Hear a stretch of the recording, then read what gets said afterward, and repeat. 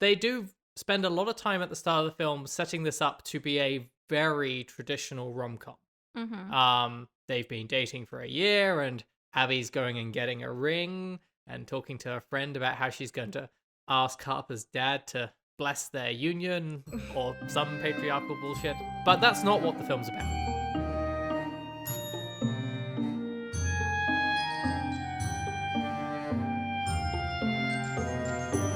Hello and welcome to Unramblings, a podcast about stories and storytelling. I'm Fayfix. And I'm Charlene. And this week we're talking about the same thing everyone else is talking about, the Happiest season. Yes, there is finally a popular LGBT Christmas movie. It is about a lesbian couple. Nice change of pace from all the other sappy Christmas movies.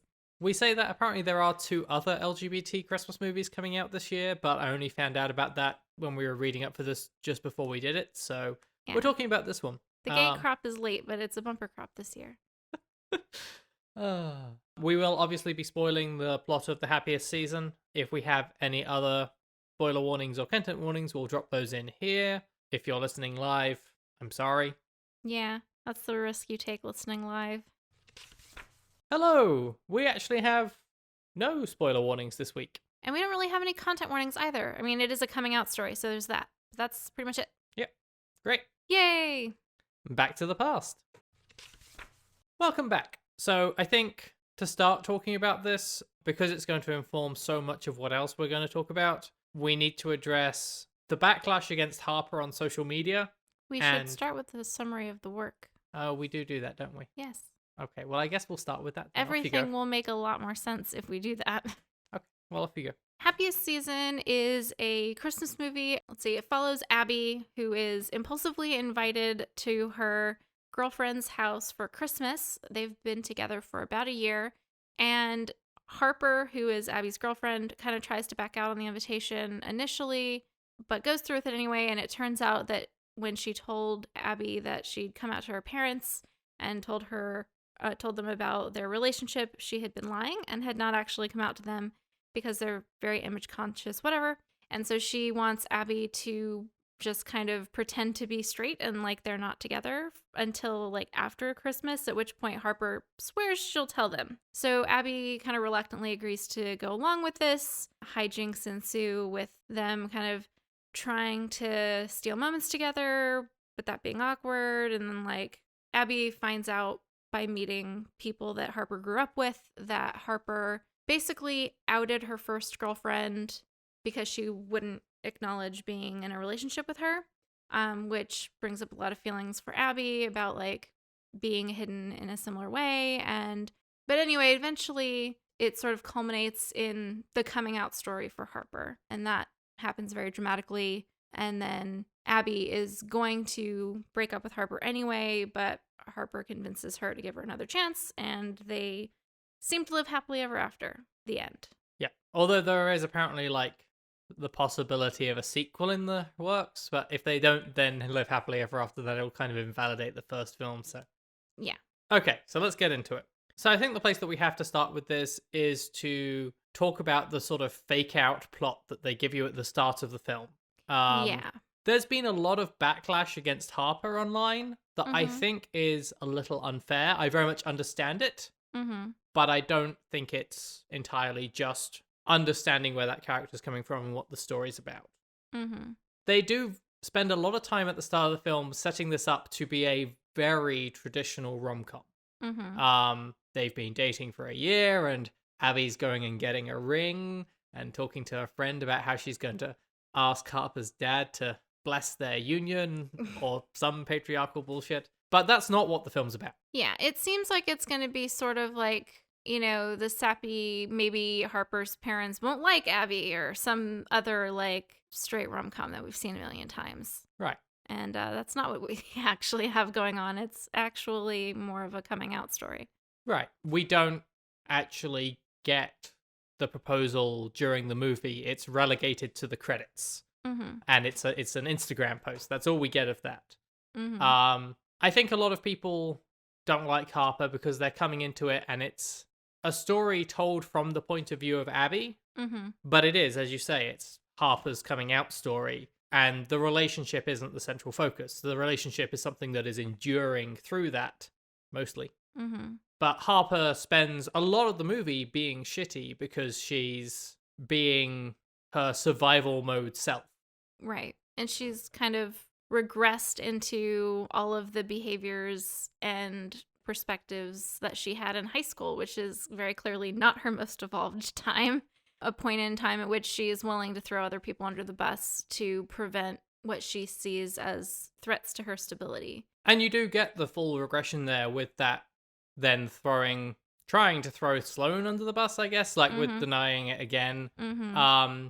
It's also in her costuming. In the opening scene, she's wearing, like the opening couple of scenes, she's wearing much more baggy clothes and things. And then, like, she's wearing clothes very like her mother most of the, like, her mother buys her a dress to be like hers so that she can conform to the family image as an early Christmas present. Yeah, that's like such way. bullshit. It's totally not an early Christmas present. It's a move that her mom is making to control the photos in the party the next day. It's very in character, especially for that character who, like, very shortly after greeting and gushing over her daughter also asks if she brought concealer. Like, it's very consistent throughout. Yeah. I don't want to say that, like, I don't think that what Harper does is in any way good. I don't think it's acceptable, but I do think it's understandable and I do think it's realistic. Yeah.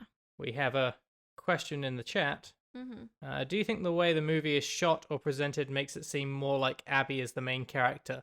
I do, because you don't get as much inside Harper's mind. Yeah. But it's more that Abby is the lens for it, Mm-hmm. I think. And I don't think that this is a perfect movie. Mm-hmm. I think that there are 3 things that I would change about it. One, I don't know if it would break the film, would be if you could see more of Harper's character within her brain, because you get the outside look of Abby, seeing her as this sort of regressed self who's playing it straight, but you don't really understand until monologues toward the end why that is. Yeah, and I think that those are there because it is necessary if you are going to not hate Harper. Like, Harper's trying to explain the transactional nature of her parents' love and things like that, and also John's monologue about the coming out process and it not being something that you can draw a conclusion on the strength of a relationship based around, are critical to not just writing Harper off as just a horrible person. But I also think an important aspect of appreciating Harper and, like, the place that she's in is maybe having that experience or being able to put yourself in that position of being that scared. And not everyone, I think, is in a place to do that. Yeah, it was a little rough for me at times, having seen, like, how much Harper is pushed back on online, and then relating so much to some of Harper's characteristics and choices. Mm-hmm. We all weren't our best selves in our teens. Mm-hmm. I want to come back to the John monologue, but I do think that there are 2 moments that drive home part of the problem with this. And it's Abby talking on the phone to John and saying that she doesn't recognize who Harper is. Mm-hmm. It, like, when she's here. And Harper saying that she's hiding me. Mm-hmm. And it's that you don't get a really good shot of who Harper and Abby are in a relationship by themselves before the point that they're both thrown into crisis points. Yeah. At the start of the movie, Abby is already uncomfortable because it's Christmas and she has strong emotional feelings about Christmas. And then we get 2 scenes with them before they're thrown into this position of Harper being like, oh God, family, I've got to be this other person there. And Abby also having to be a different person for that same reason. They do try and, like, capture that relationship story in the postcard scenes in the intro. Yeah. It's quite easily missed, and it doesn't do enough, in my opinion. Yeah. And I think that the only way you do catch it or really put that together is because of the streaming medium where you can pause it. And I know a lot of people saw this in theaters. So if you're seeing it in the theater, it's going to be even harder to track the timeline of that relationship and what's going on in the pictures and the dates, because I know we had to pause and back it up a couple of times to put together, oh, they've been together about a year at the start of this film, and these are the sorts of things that they've done together. It's all these milestones, and they had Thanksgiving with John, etc. All of that is important and makes sense in the context later of, like, the fact that, like, John and Harper are friends. John clearly sympathizes with where both of them are in this situation at the end. And that's part of why he encourages Abby at the end to give Harper another chance now that she has taken the leap of coming out to continue to build that life together. Yeah. Because you can tell, like, based on his family and coming out experience, he probably was also hiding who he was for a very long time and can kind of see the pain there. Yeah. Like, you can extrapolate that they've had a long, happy relationship for the last year, but you don't get the emotional payoff of that. That does mean that it only seems as though Harper is kind of shitty to Abby for the entirety of the film. Yeah, it kind of paints a picture of her as someone who's just very impulsive and doesn't think things through and doesn't consider how her actions might hurt other people. And that's even in the opening scene when they're enjoying the Christmas tour or whatever, when she impulsively is like, let's climb up this scaffold onto these strangers' roof. And then Abby is the one who literally falls off the roof because there was no plan beyond getting up there and looking at how pretty. See, I've been thinking about that scene because you pointed out that, like, it is Harper's impulsive actions that put Abby in danger, and it being a similar thing with then when they're at their parents' place or her parents' place. But I think it makes a lot of sense that Harper does act impulsively that way, and I think it's important that it's shown there in the fact that you don't see her act that way for the rest of the film in a lot of ways. Like, that's such a I don't care about the consequences or the image of this. If someone catches up here, we'll run away. But they're not worried about what people will say or anything. I don't know. She does do other impulsive stuff at the house, like sneaking into the downstairs room where Abby's staying and things like that. But, yeah, we've got an interesting question, like maybe staging the first half of the movie as a rom-com works against the setup of their relationship because rom-coms thrive off presenting big story points one at a time, and so it might not work as well for a story like this. I don't know, because I think that it kind of comes around at the end, and we can get into that later. Staging the first half as a rom-com, I think, does kind of set up a lot of the Harper hate. I think that's a big part of it. Yeah. I don't know. I kind of like the setting it up as a rom-com and then diverting it. And subverting the expectation. Right, because it's setting it up as that warm, familiar, heteronormative thing that you know, and then telling a more genuine LGBT story in there. Right, and I think that's kind of the message in the whole thing with Harper's mom, Tipper, talking about at the end of, like, we keep focusing so much on this, like, not nebulous, very specific idea of what's normal and what's perfect, but we haven't actually looked at what we want and what would actually be perfect for us and what's genuinely the right move or situation. And that's kind of the whole thing. It's like with the story arc, you know, it's setting you up. This is just going to be your normal rom-com thing that you're familiar with. It's comforting and the same, and then it's not, but it's something that is more moving because it is more particular to individuals than that. Yeah. There's a couple of things there that I do want to come back to a little later on. Having sat here and defended Harper for a minute, I do want to, like, lay on the fact that what she does is not okay. No. I think that what she does is realistic, and I think that there are plenty of people who watch this movie and either see themselves in Harper as the person who had to hide who they were, or as Abby who's not hiding themselves but has to be the hidden partner, and people who have been on both sides of that. But a lot of the things that Harper does are very damaging, and I think one of the ones that you wanted to talk about was her lying about Abby's sexuality as well.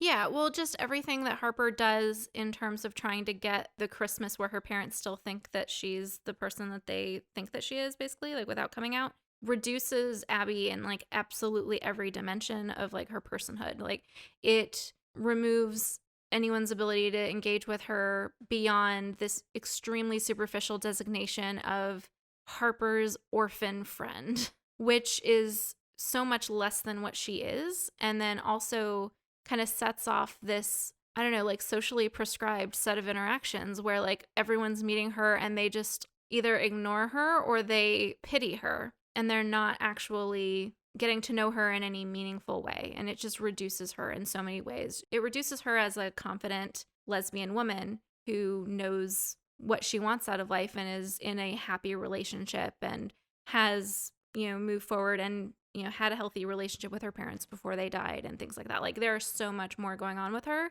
that is completely erased as far as all of these new people who are so important to her partner are getting to know about her in this initial meeting. Yeah, it's interesting because it almost seems as though the more logical thing to define her as to her parents would have been my roommate Abby, who is studying art history at Carnegie Mellon. Right. Like, this is clearly a thing that's impressing to her dad, and it's a family that cares a lot about accomplishments. Mm-hmm. But it's Harper telling the most convenient lie for or Harper, omitting the most inconvenient truths, where it's, well, how can I explain to my parents why this person is here? Mm-hmm. Her parents aren't around, so she's not with her. That's what I'll define her as. Yeah. It's the most convenient box to put Abby in for Harper to get what she wants, which is for her parents to be okay with Abby coming for Christmas. Yeah, and it literally puts her back in the closet. Yeah. In what is possibly the most heavy-handed scene. Yes, it's quite heavy-handed. Although I commend the lie. Like, Harper says Abby is a bad liar, and she is. But the sleepwalking one was probably, like, the only believable thing you could say in that situation, and so kudos. Yeah, I was definitely braced for, like, a dumb lie that was going to get a response of, no, what are you really doing here? And I believe that Tipper's the kind of person who did once accidentally buy a racehorse on Ambient. Like, so I want to talk about a couple of the side characters that work for a lot of context about the characters, but also sort of the LGBT community. Mm-hmm. The first one of these is obviously John. Yeah. I am aware that occasionally on this podcast, I get into like a bit of, what's the word? Just fanning over things, like David Diggs in Hamilton. Mm-hmm. I very much enjoy John's character. Mm-hmm. I think he adds a lot of value. So I'm going to try not to do that and just try to talk to the storytelling element. Mm-hmm. We'll see how well I do. We talked a bit about how it's set up initially in very much the original beats of that rom-com heteronormative world. Mm-hmm. John's little repartee about marriage and asking for the consent of the father and things does so much to characterize that setting. Mm-hmm. And I think, I mean, I'm going to make generalizations about LGBT people because I only have my own experiences and those of my friends. But, like, I don't think you could have an LGBT rom-com-y type film like this without some acknowledgement of the issues of some of the social constructs around marriage.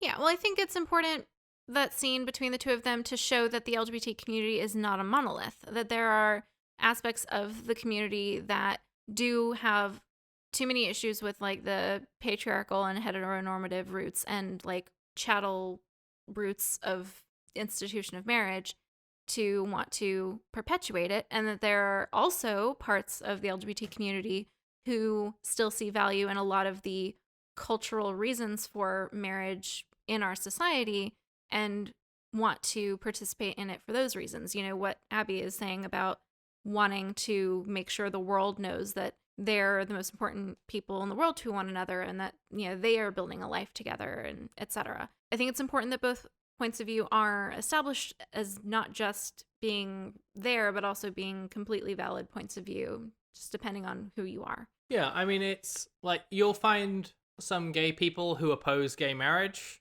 because they're just like, let the straights have that. I don't agree with that point of view, but they exist. Well, I mean, it's kind of what Drew is saying. John kind of serves as the bridge between the movie and the audience. And in a way, I think that that's a similar function there of, like, acknowledging what some people in the audience would probably be thinking when Abby is like, I want to propose and ask her dad for his blessing. And, you know, there's going to be some people in the audience who are going to be like, but why? Yeah, I mean, at the point of, like, I'm going to propose because I want to build a life with her, I'm like, yeah, you do that if that's what you want, but only if it's what you want. And then when she's like, and I'm going to ask her dad for her blessing, I'm like, no, you're not. Don't do that. What? Stop. Oh, I've peaked my microphone. I'm sorry. Yeah, I think it's important to have John there to make those parts of the audience feel seen. Yeah, I don't know about saying that he's a bridge. I guess so, because he sort of says the things that don't necessarily need to be said to explain. It's like when you have a sidekick in a detective story, so the detective can say, aha, you see it's because of this. It avoids some of the exposition fairy type stuff. Yeah, well, I mean, Drew and Kat are saying maybe a bit fourth wall breaky, and I think it is.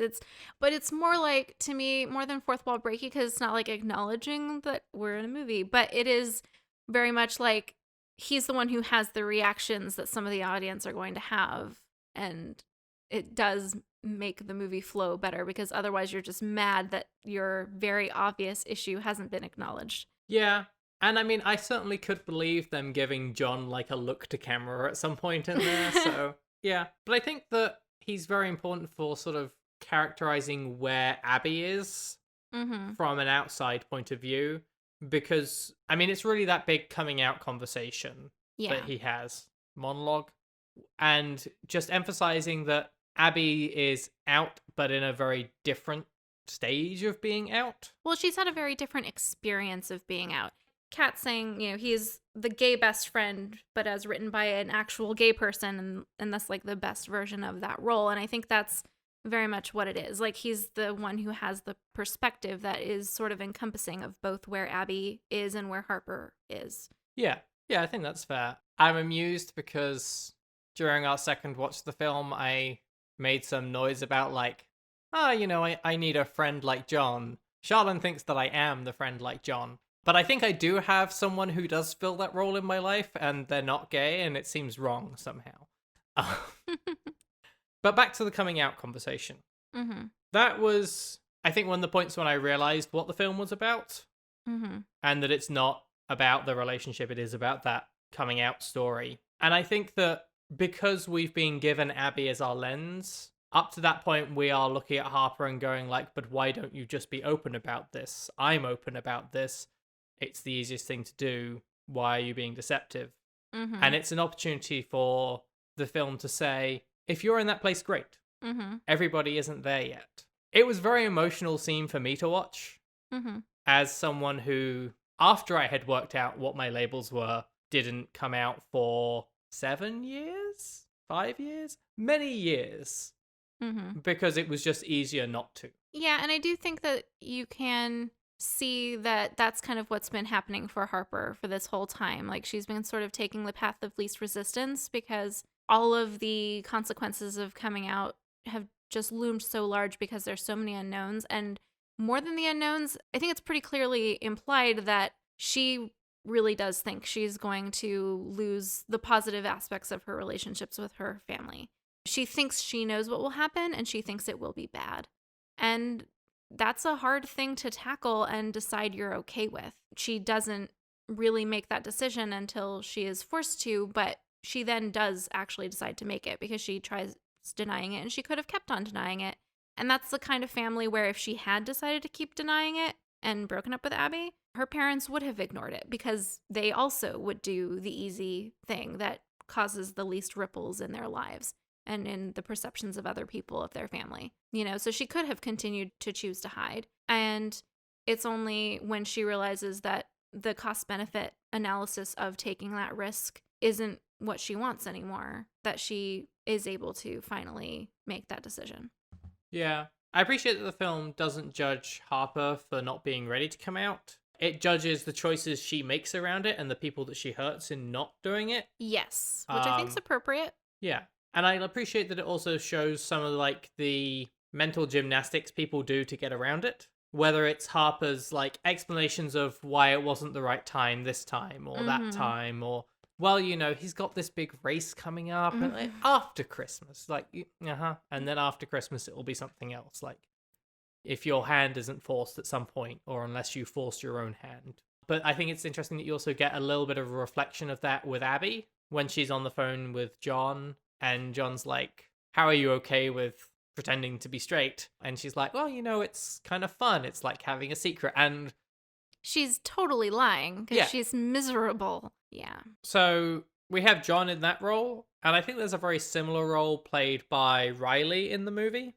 And I have a lot to say about Riley in different ways. Do you want to lead off? Well, I think that Riley is a very important, again, context for Harper's past, and also the fact that that situation that Harper was in with Riley is being recreated with Abby and Harper and Sloane, where Harper is again hiding a girlfriend, which is hurtful to her partner, and trying to out another person's secrets to preserve her own self-image and relationship with her family and other people. It's part of showing how Harper regresses when she's at home and with those same people, where she was in a much more immature place and wasn't as comfortable with herself and just generally more insecure. But also is important for giving like Abby someone else to kind of relate to around that situation, like while it's happening, someone else who also knows Harper and that community and those people. Yeah, and it's another out person for the story who can mirror Abby in some ways. Yeah, and they're in the same place. Yeah. Abby thought she and Harper were in the same place, but they weren't, and she and Abby are in the same place and are now having the same weird experience about Harper. Yeah, and there's been a lot of noise online about people wanting Abby to end up with Riley instead. Yeah, I'll admit I was kind of guilty of that. I think it's just Aubrey Plaza is such a good actress, and those characters had so much chemistry on screen, but I think that it is more of like a friendly sort of chemistry there. It's just that Aubrey Plaza's character of Riley is so much more confident and in a much better place compatible to the place Abby's in. Abby says, I want to be with someone who is ready to be out, and that is Riley. Riley is the other person we see in that situation. Yeah, which is difficult. I was talking with someone and they were saying Aubrey Plaza is much less Aubrey Plaza than they're used to in this. And I think that's fair, but I struggle to think who else could have filled the role, because they have to be endearing for us to get the story about Harper from them, confident enough to have that acceptance at the end, but do it all in so little screen time. Mm-hmm. I can't see someone else in that role personally, but I do think with so little time, she doesn't get a whole lot of characterization beyond being confident and out and having that shared history. We don't know a huge amount of her beyond that. She makes the quips about the doctor stuff and that being a pain, which is fun, but it's not characterization. We don't get a strong sense that Abby and her should definitely be together. I don't know. I think another important thing that Aubrey Plaza brings to that is that she's very good at bringing a quality that's somewhat unsettling to every role that she plays. And in this, I think it's really important that someone is drawing attention to how uncomfortable a lot of this stuff is. Her presence is uncomfortable to Harper for obvious and important reasons, and you can get a sense of that even before you find out what happened and what Harper had done when they were in high school. It's something that is very appropriate for Abby to be much less uncomfortable with, because in a lot of ways Riley is sort of the hallmark of the truth and what has actually happened, and like the fact that there's some ugliness there in what Harper is doing. I think that what you're picking up on is that she's moving through this conservative world and giving zero fucks about her identity. And I think it's shown by the fact, someone please fact check me on this, because I think that the only people, like the only named characters that she interacts with are Abby, Harper, and a brief greeting to Sloane. And I think everyone else just moves around her. She's at the Christmas party, but there's no tipper saying, oh, hi, Riley. Great to see you. She's almost a ghost to them. That sounds right to me. I think you're right about that. But I also don't think that there's anything weird about that. But I think that that's part of what makes her seem to make other people uncomfortable, is that other people don't acknowledge her. Well, yeah, but I mean, it's established there's in-world history reasons in that, like, everyone knows her as, ooh, that lifestyle or whatever, you know, that she's got this reputation, and so she is marginalized in this community. Right, but I think that that's the point I'm making, is that is being represented this way. And I think is important of another facet of that representation. Yeah, but what I'm saying is I think Aubrey Plaza really kind of embodies that in every scene, like that she is bringing this discomfort with her everywhere she goes, disrupting the heteronormative expectations of this particular community. Brief tangent. Dreyfus is suggesting Anna Kendrick could play the role. I haven't seen Anna Kendrick in enough stuff to really weigh in on that. I think she could play a version of the character, but honestly, I would cast her as Jane before I cast her as Riley. I could see that from my limited experience of her. But the role that Riley fills in the film is one that certainly rings very true to me, which is her and Abby seem to click so well because they're the two out-ish people I've definitely gone to parties where I inexplicably find that I am talking to the one other out trans person in the house. Why? Because we have something shared. Like, we have those same experiences, those same perspectives on things. I don't know what it is. Like, I get along with all the other people, but somehow I'll end up talking to those people for half a night. And that's the relationship that I saw when I saw Abby and Riley, was these are people who understand each other. There's nothing particularly romantic in that. Riley moves to her side of the booth at one point. It's very clearly, though, because that's where you need to be sitting to be able to see the continuing of the performance. Yeah, I think that you can read a lot into that, but I don't think it's intended to be. I am also cheating because while I thought and voiced all of these thoughts to Charlene before this, I did read today an interview with the director, producer, writer, Clea Duvall, with an interviewer who seemed to be very in love with Aubrey Plaza. And the interviewer asked, like, people are saying that Abby and Riley should have ended up together. And her response was effectively, I mean, do they want Abby to end up with her, or do they want them to end up with her? Like, that's fair. Yeah. One of us will link that interview in the show notes. I think it highlights a lot of very important pieces about the piece and talks about her experience on both sides of that coming out divide and her own, and her own relationship with the Harper character that was very vindicating for me to read. Yeah. My issues with the people who are shipping Abby and Riley aside, I think that both her and John do provide like these crucial lenses onto who Abby and Harper are and where they are in those positions. And also where they might go, because particularly John, because I think it's implied that at some point he was hiding who he was for a really long time and very well may have similarly hurt people the way that Harper is doing and has done.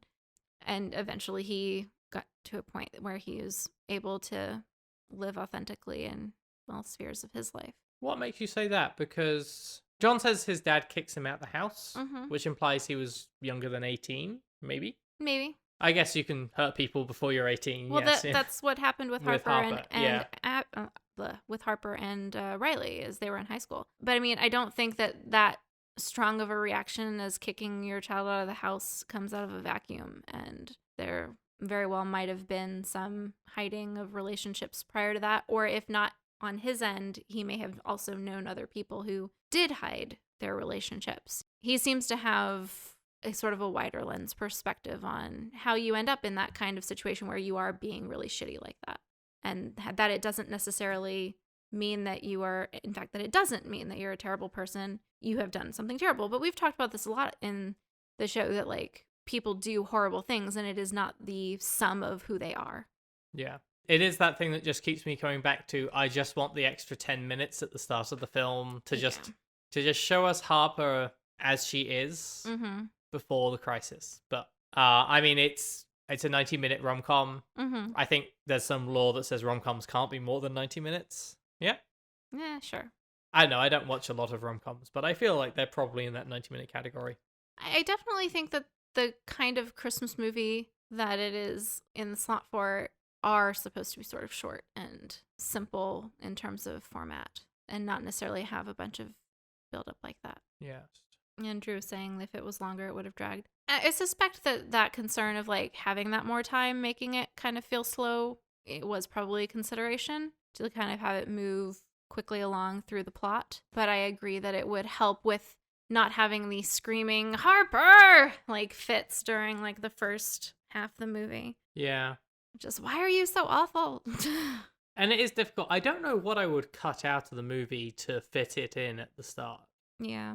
This is one of those, like, in a perfect world, I would like that part of the story, but I also recognize there are realistic issues with making films. Yeah, and so I get why they try to cram it into the postcard sequence at the beginning. It's just, again, that's really easy to miss, and a lot of context is not there. Drew has suggested maybe cutting the necklace stealing part. Yeah, I think that is probably... I mean, I understand what they're trying to do with that, where I think that's really trying to feed into this rom-com Christmas movie format of like, oh, her parents won't like her, and that's going to make it so much worse or whatever. But like, because that's not really the arc, it is kind of unnecessary. You would need something in its place, and I don't know what it would be. Like, thinking about it, that's there to drive a wedge between Abby and the family so that Abby can feel isolated enough to call John and be like, this is fucking bullshit. And I don't know what you would replace it with that wouldn't have longer lasting consequences. I mean, as it is, like, it's not addressed enough. She is owed a goddamn apology at the end. The kids are like, oh, we put the necklace in the bag. And she's like, oh, thank you for owning up to it. And then everyone just moves on as if they hadn't just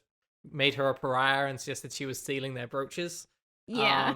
Yeah, I think it is essential to the actual story.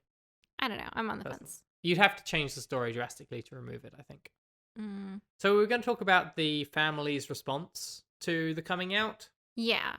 And to me, this is where it really fulfills that initial promise of being a sappy Christmas movie. Because it is saccharine and a little unbelievable, as Kat and Drew point out. Like, the dads in particular, like, turnaround is very fast and very complete and very at odds with, like, his entire career and, like, drive up to that point, particularly with the turning down the money from the donor. But it's exactly what's necessary for it to be an overly sappy Christmas movie. See, I don't know. Like, I agree with the general thrust there, but I don't know that the dad's turnaround is too quick. Like, the turnaround overall is very fast, and we can talk about why that is.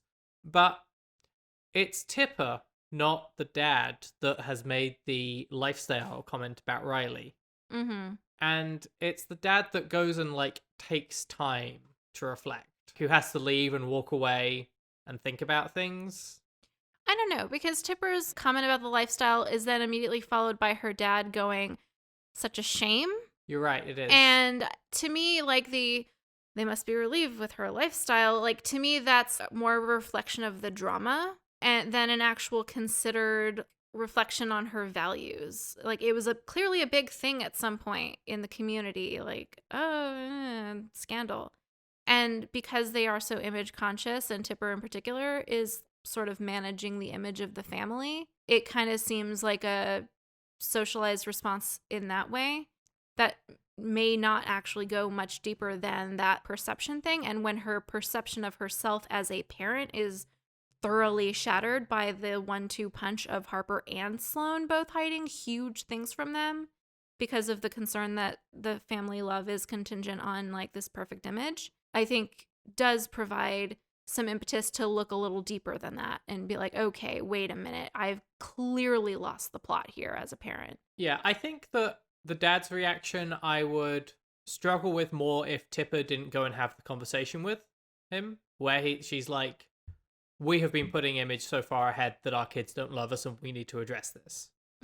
I see that Kat has said in the chat that Tipper's turnaround seems more unrealistic than the dad's. And my first instinct is yes, because it is so sudden. And, like, you get this, oh, I've always wanted to try karate. Okay, but that hasn't been laid out in the film before. Except that I was thinking you'd need to see her have some sort of distaste for all the pretense.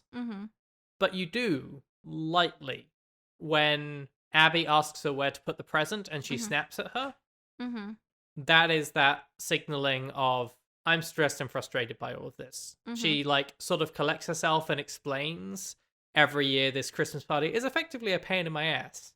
I'm famous for it. That's my appearance to society, but it's such a strain and it's not something I'm enjoying. Whether that's enough or not, I'd be open to discussion on. But I think it is supposed to set up the fact that she's not entirely happy with all of these things. It's difficult because it's hitting a lot of the rom-com beats, and therefore I think you expect everything to be as on the surface as they are in traditional rom-coms. But I think that there's some stuff that is supposed to be deeper in here.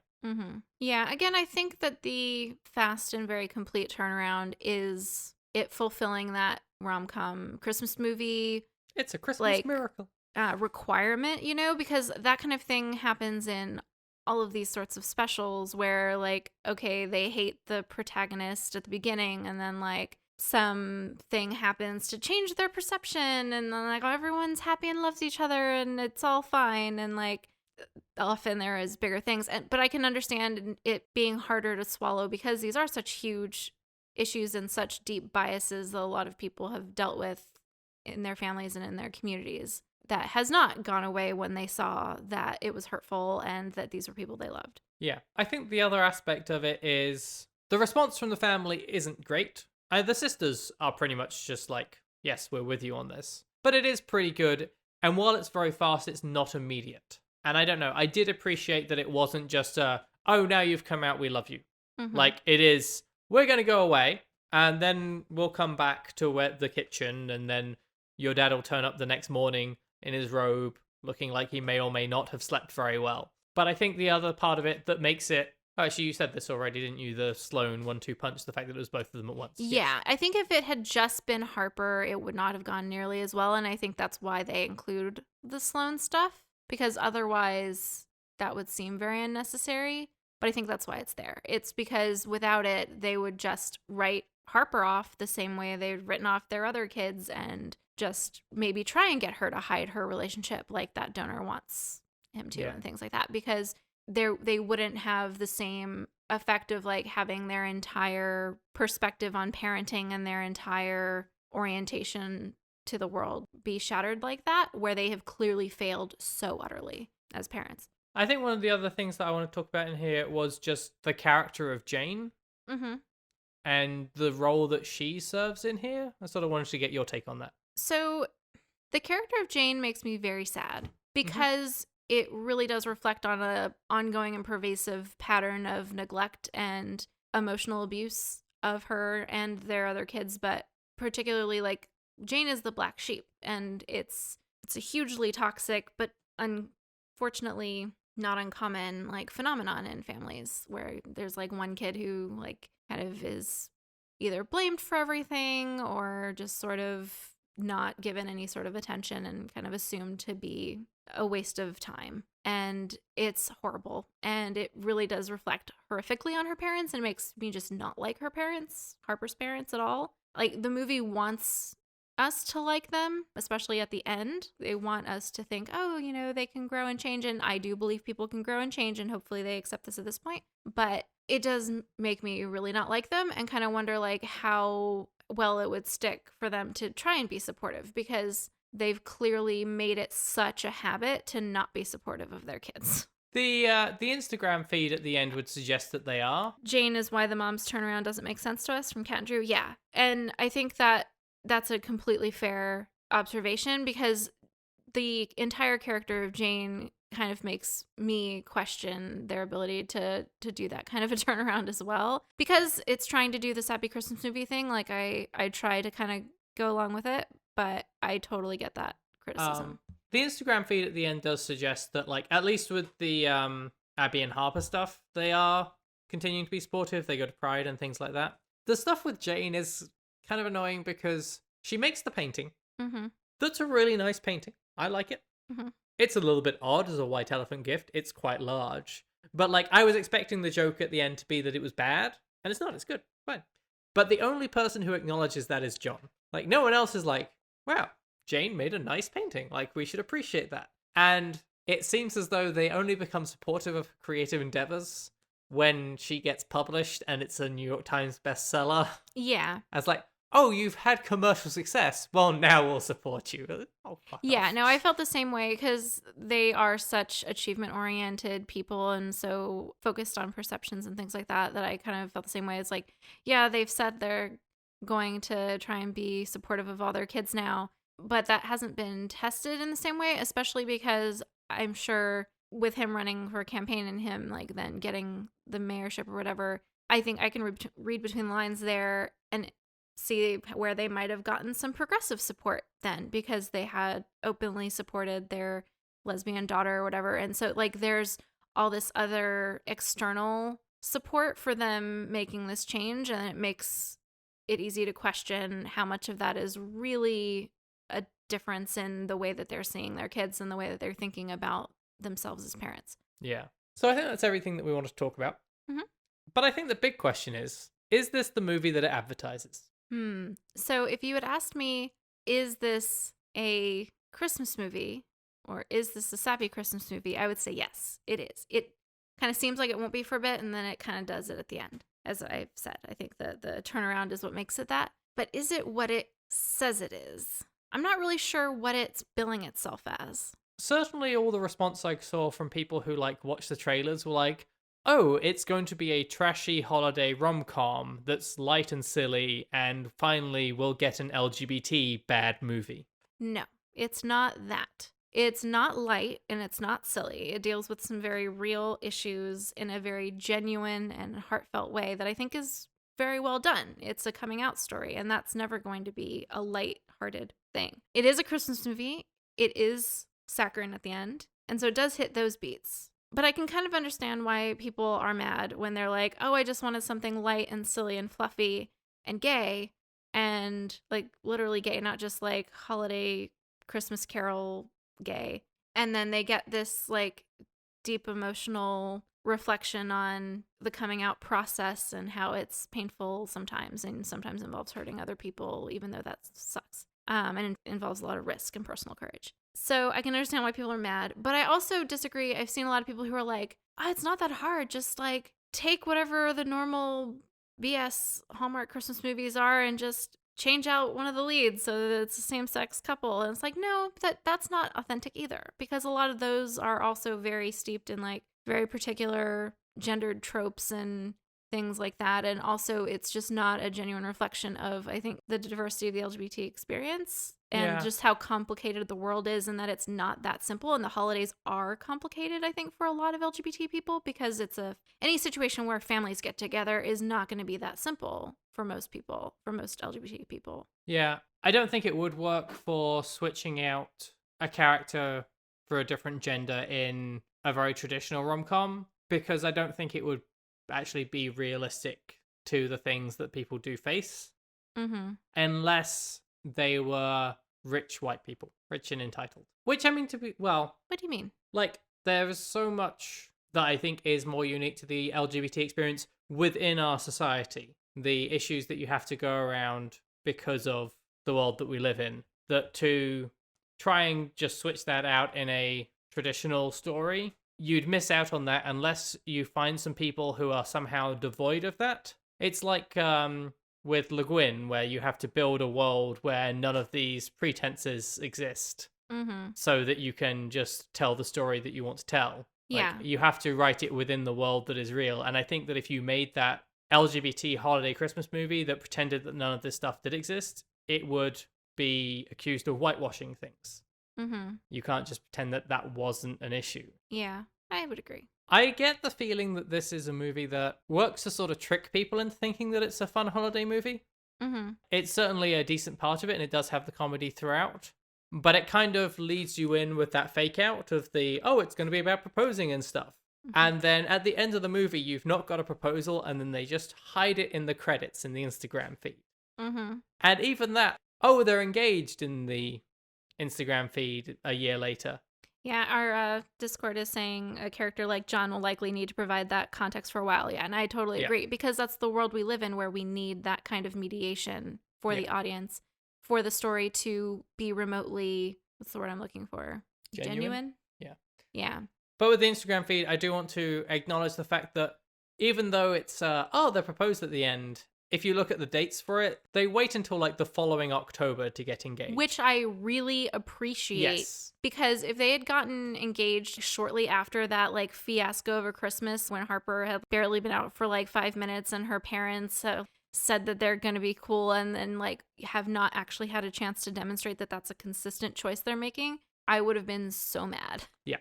No, I think it's a really good thing that they didn't. I did expect from the rom-com aspect them to like drop a proposal in the end, or like in an after credit scene. Relegating it to the credits, I think, like, is a really good way of making it more of a drama and making it more realistic and believable, while just sort of hinting at the notion of it. Yeah. And you still get that proposal at the end, and like you still get the implication of the happily ever after that's so critical to it fulfilling that initial promise of being a happy romantic Christmas movie about lesbians, but without it being just horribly ill-considered decisions at the end.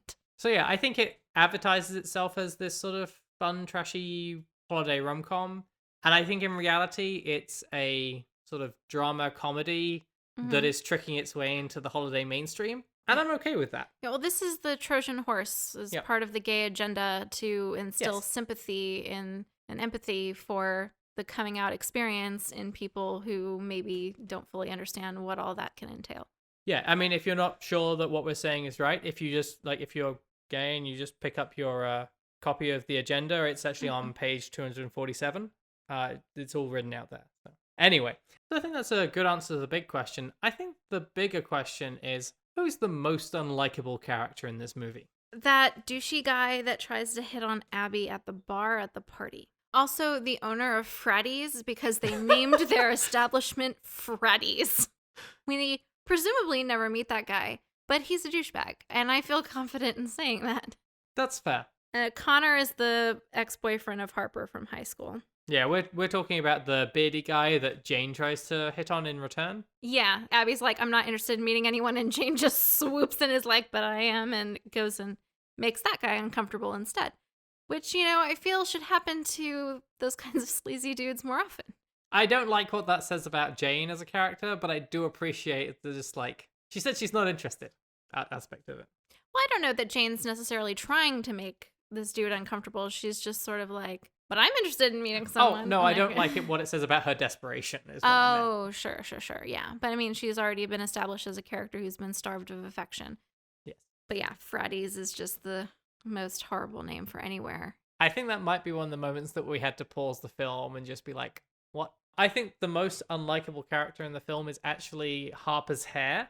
Ooh, that's a good candidate. Another point at which we had to pause the film and just be like, just have me complain about it for a few minutes. It's an important aspect of all of our film watching. I think it was the bangs that you really objected to. Yeah. The hair that launched 1,000 memes. It's not a bigger question. I just want to say that I did have an issue with Connor as a character. Not any part of his writing, but just the actor is just such a generic white dude that when he turned up for the second time, I had to ask Sean if it was the same person or not. Yeah, which is, I think, one of your most adorable difficulties in recognizing people is that you consistently struggle to tell apart bland-looking white guys. Like, we had this problem when we watched Veronica Mars. I think there's the poker game episode. Logan and Duncan and, like, two of their friends are all playing poker, and you kept, like, every time it would like be on a different guy, you would have to like cross-reference with me like, wait, which guy is which guy? They all look the same. Do you have any last thoughts or fun facts? I think we did have some fun facts. I've got a couple.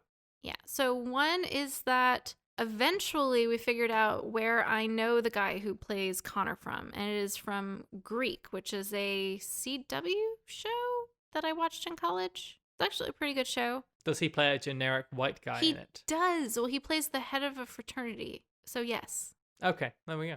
Also, Mackenzie Davis looks kind of like what's-her-face who played Rory in Gilmore Girls. I don't know if that's a fun fact. It's just a weird tangent. Okay. We were trying to remember who Josh Hartnett was. Yes, that's right. Featured on Jane's childhood bedroom closet door. And it turns out that he and the writer, Clea Duvall... It was also the director, right? Yes, I forget all the titles she has. The person behind most of the film. Clea Duvall. Were both in Sin City, but also starred in The Faculty together in 1998. Mm-hmm. So I just thought it was a fun choice for her to then have Josh Hartnett posters up all over there, and it's someone she's worked with before. Mm-hmm. The other thing is the gay bar that they go to is called the Oxford, which is apparently a tribute to the Oxford Inn, which was a lesbian bar in Los Angeles that closed in 2017. It was apparently the last lesbian bar in Los Angeles at the time. I hope that some have opened since then. I mean, they're probably not doing great with the pandemic, but I think it's important to have lesbian bars and gay bars in everywhere. Maybe they're more inclusive LGBT bars now. I don't know. I'd have to look into it. It's just me being optimistic. Yeah. Because I'm sure that there's a certain type of lesbian bar that's full of TERFs. That makes sense. The chat has a fun fact. Oh.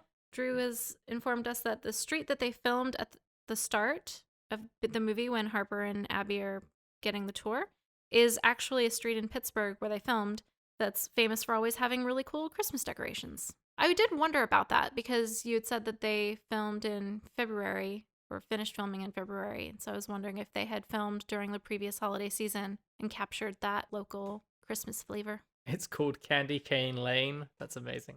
And they apparently actually shot that shot in January. Huh. Maybe they just paid everybody to keep their stuff up a little bit longer.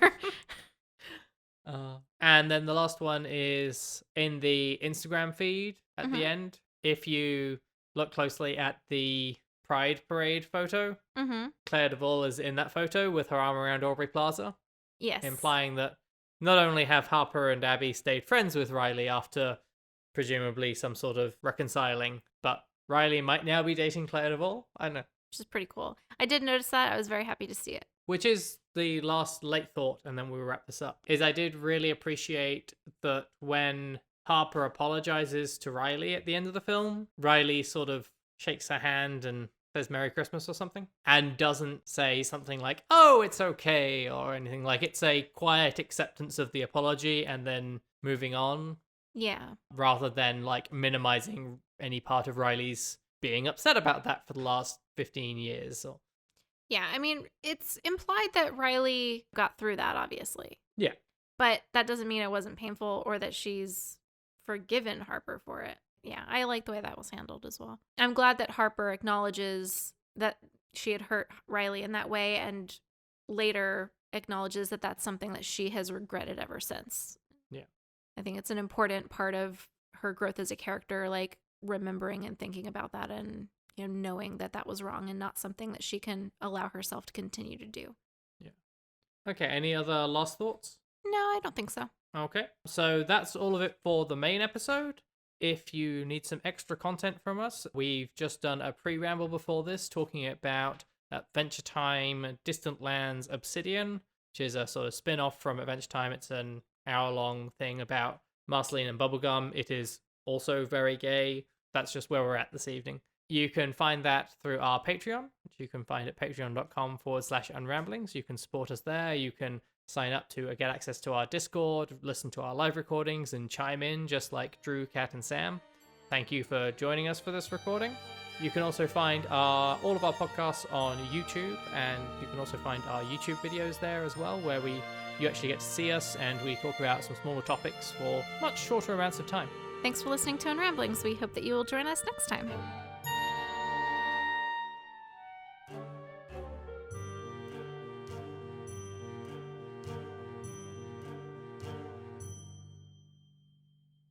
We're getting echo. I don't know if you're seeing in the chat. I think it's more when you're talking and you're facing up, because I think then the sound sometimes bounces. I have to think, which means I have to cock my head to the side and look at the ceiling. But I think then it bounces on the ceiling, and the ceiling's very high. And I will look down and be downcast. It's fine. Just look straight ahead at the microphone. Something straight.